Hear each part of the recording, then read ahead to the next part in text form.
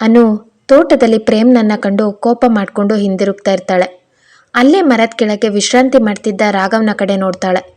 ನೀವು ನಮ್ಮ ಮನೇಲಿ ಇರೋದಲ್ದೆ ನಿಮ್ಮ ಗೆಳೆಯನ್ ಬೇರೆ ಕರ್ಕೊಂಡು ಬಂದಿದ್ದೀರಲ್ಲ, ನನಗೆ ಅವ್ರ ಸ್ವಭಾವ ಸ್ವಲ್ಪನೂ ಹಿಡಿಸ್ತಾ ಇಲ್ಲ ಅಂತ ಹೇಳಬೇಕು ಅಂದ್ಕೊಳ್ತಾಳೆ. ಆದರೆ ಮನಸ್ಸಲ್ಲೇ ಹೇಳ್ಕೊಂಡು ಸುಮ್ಮನಾಗ್ಬಿಡ್ತಾಳೆ. ಮನೆಗೆ ಬಂದಿರೋ ಅತಿಥಿಗಳ ಹತ್ರ ಅವಮಾನ ಮಾಡಿ ಮಾತಾಡಿದ್ರೆ ಸರಿಯಾಗಲ್ಲ. 15 ದಿನ ತಾನೇ ಇದ್ದು ಹೋಗ್ತಾರೆ ಅಂದ್ಕೊಂಡು ಸುಮ್ಮನಾಗ್ತಾಳೆ.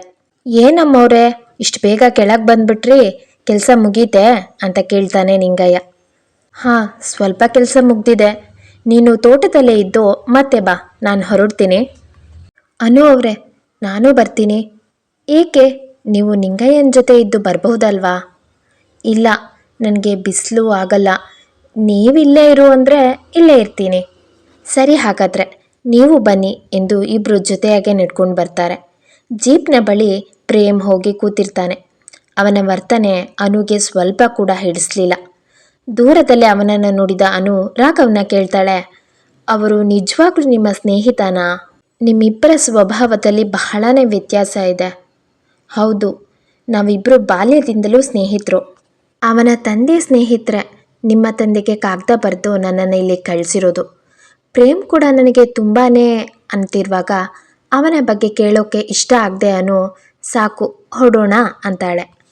ಜೀಪ್ ಸೌಂಡ್ ಆಗುತ್ತಲೇ ಸಾವಿತ್ರಮ್ಮ ಬಾಗಿಲ ಬಳಿ ಓಡಿ ಬಂದರು. ರಾಘವ್ ಮತ್ತು ಅನುನ ಜೊತೆಯಾಗಿ ನೋಡಿ ಇವರ ಕಣ್ಣುಗಳಲ್ಲಿ ಆಸೆಯ ಹೊಂಬೆಳಕೊಂದು ಮೂಡ್ತು. ಇದೇನಿದು ಅನು, ಇಷ್ಟು ಬೇಗ ಬಂದ್ಬಿಟ್ಟೆ? ಹಾಂ ಅಮ್ಮ, ಯಾಕೋ ಕೆಲಸ ಮಾಡೋ ಮನಸ್ಸಾಗಲಿಲ್ಲ ಅಂತಾಳೆ. ಇದೇ ಮೊದಲು ಕಣೆ ನೀನು ಹೀಗೆ ಹೇಳ್ತಾ ಇರೋದು.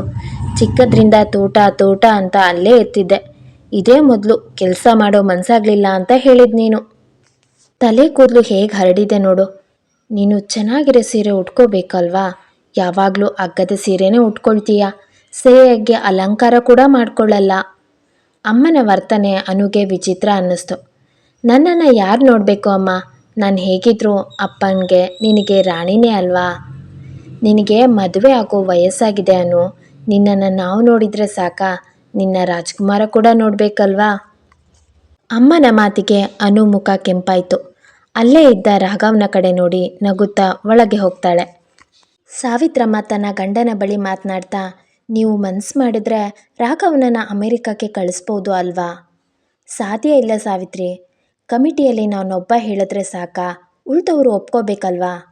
ನಿಮ್ಮ ಕಮಿಟಿ ಹಾಳಾಗಲಿ, ನಾವೇ ಯಾಕೆ ಸ್ವಂತ ಖರ್ಚಿನಲ್ಲಿ ಅವರನ್ನು ಕಳಿಸಬಾರ್ದು? ರಾಯರು ಕ್ಷಣಕಾಲ ಚಕಿತರಾದರು.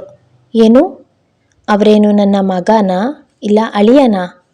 ಮಗನಲ್ಲ, ಆದರೆ ಅಳಿಯ ಮಾಡ್ಕೊಳ್ಳೋದಕ್ಕಂತೂ ಸಾಧ್ಯ ಇದೆ. ಯೋಚನೆ ಮಾಡಿ, ಹುಡುಗ ಲಕ್ಷಣವಾಗಿದ್ದಾನೆ, ವಿದ್ಯಾವಂತ, ದೊಡ್ಡವರಂದರೆ ತುಂಬಾ ಗೌರವವಿದೆ ಅವನಿಗೆ. ಅವನನ್ನು ನಮ್ಮ ಮನೆ ಅಳಿಯನಾಗಿ ಮಾಡ್ಕೊಳ್ಬೋದು. ಏನು ಹೇಳ್ತೀರಾ ಎಂದು ಆತುರದಿಂದ ಗಂಡನ ಮುಖವನ್ನೇ ನೋಡಿದ್ರು. ರಾಯರು ಕ್ಷಣಕಾಲ ಸುಮ್ಮನಿದ್ದು ಆಗೋದಿಲ್ಲ ಅಂತಾರೆ. ಏಕೆ, ಅವರು ನಮ್ಮ ಅನುಗೆ ತಕ್ಕ ವರ ಅಲ್ವಾ? ನೀನು ದುಡುಕ್ತಾ ಇದ್ದೀಯ ಸಾವಿತ್ರಿ. ಆತನ ಮತ್ತೆ ನಮ್ಮ ಪರಿಚಯ ಈಗ ತಾನೇ ಆಗಿದೆ. ಮುಖ ನೋಡಿ ಮರಳಾಗಬಾರ್ದು.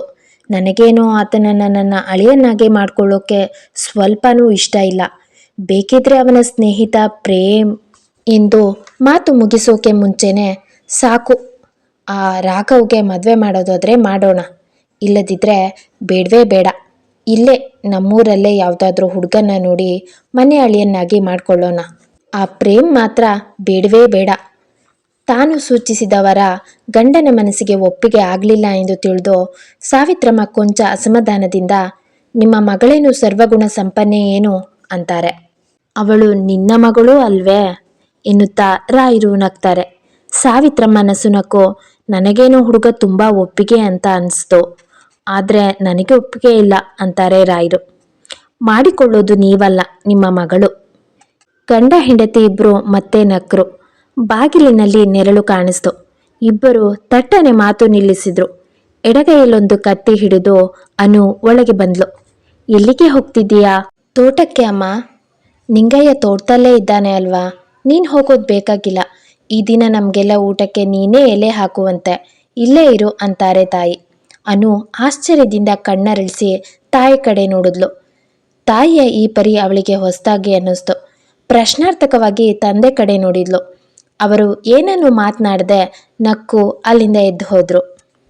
ಅನು, ನಾನು ನಿನಗೆ ಆಗಲೇ ಹೇಳಿದೆ ಅಲ್ವಾ, ಚೆನ್ನಾಗಿ ಅಲಂಕಾರ ಮಾಡ್ಕೋ ಅಂತ. ಬಾ, ನಾನೇ ತಲೆ ಬಾಚಿಕೊಡ್ತೀನಿ. ಏನು, ನೀನು ತಲೆ ಬಾಚ್ತೀಯಾ? ನಾನು ತಲೆ ಬಾಚ್ಕೊಂಡಿದ್ದೀನಿ ಅಮ್ಮ.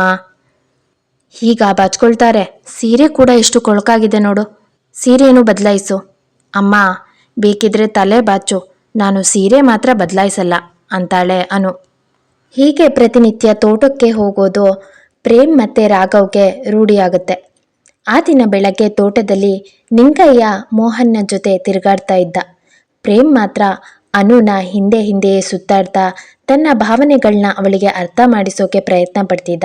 ದಿಬ್ಬವೊಂದನ್ನು ಏರಿ ಆಯಾಸಗೊಂಡಿದ್ದ ಅನುಗೆ ತನ್ನ ಸಮೀಪವೇ ಇದ್ದ ರಾಘವನನ್ನ ಹೊರಗೆ ನಿಲ್ಲುವ ಆಸೆಯಾಗಿತ್ತು.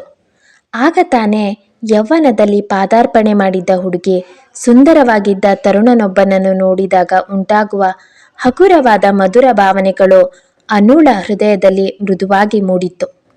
ಅನು ಸಾಮಾನ್ಯವಾಗಿ ತನ್ನ ಹೃದಯದ ಭಾವನೆಗಳನ್ನ ಯಾರೊಂದಿಗೂ ಪ್ರದರ್ಶಿಸ್ತಾ ಇರಲಿಲ್ಲ.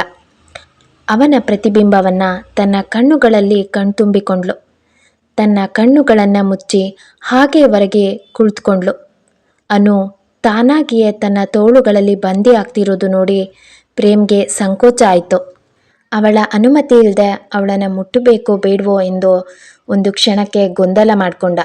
ಎಲ್ಲಿ ಬಿದ್ದು ಬಿಡ್ತಾಳೆ ಎಂಬ ಕಾರಣಕ್ಕೆ ಆಕೆಯ ತೋಳುಗಳನ್ನು ತನ್ನ ಕೈಯಿಂದ ಬಿಗಿಯಾಗಿ ಹಿಡಿದುಕೊಂಡ. ನಾನು ನಿಮ್ಮನ್ನು ತುಂಬ ಪ್ರೀತಿಸ್ತಾ ಇದ್ದೀನಿ. ಏನು, ನಿಜ ಹೇಳ್ತಿದ್ದೀರಾ ಅನು? ನನ್ನನ್ನು ನೋಡಿದ್ರೆ ಸಿಡಿದು ಬೀಳ್ತಿದ್ರಿ, ಈಗ ಪ್ರೀತಿಸ್ತೀನಿ ಅಂತಿದ್ದೀರಾ ಅಂತ ಕೇಳ್ತಾನೆ ಪ್ರೇಮ್. ನಿಮ್ಮ ಮಾತು ನಿಜನಾ ಎಂದು ಖುಷಿಯಿಂದ ಕೇಳ್ತಾನೆ. ಕಣ್ಣು ತೆರೆದು ನೋಡಿದ ಅನು, ನೀವಾ? ಹೌದು, ನಾನೇ. ನೀವು ಈಗ ಹೇಳಿದ ಮಾತು ನನಗೆ ತಾನೇ? ಇಲ್ಲ, ನಾನು ರಾಘವ್ ಅವ್ರನ್ನ ತುಂಬ ಪ್ರೀತಿಸ್ತಾ ಇದ್ದೀನಿ.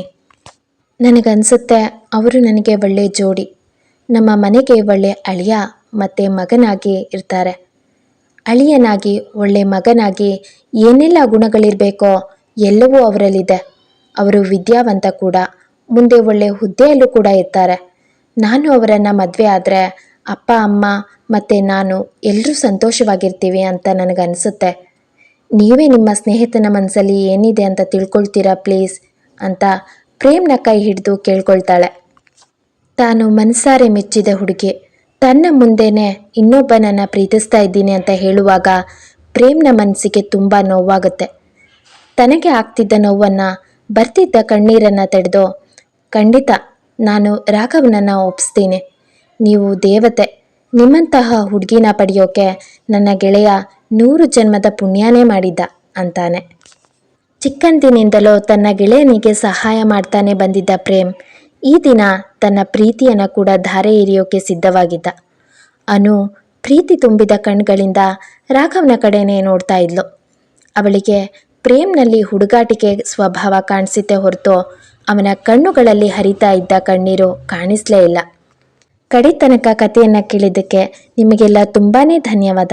ಪ್ಲೀಸ್ ನನ್ನ ಚಾನಲ್ಗೆ ಸಬ್ಸ್ಕ್ರೈಬ್ ಆಗಿ, ಲೈಕ್, ಶೇರ್, ಕಮೆಂಟ್ ಮಾಡಿ. ಧನ್ಯವಾದಗಳು.